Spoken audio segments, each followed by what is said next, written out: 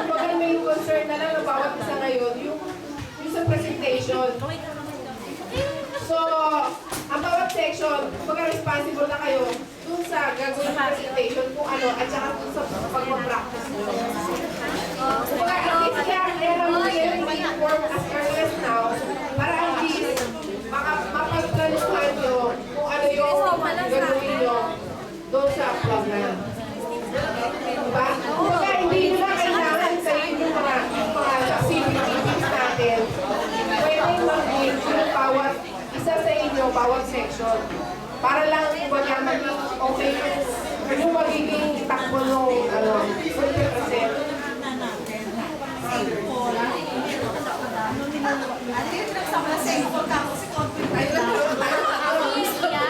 Okay na yun. Hindi, ang isa pa. Ito, last na siguro to, no? Yung mga classmates natin walang whereabouts.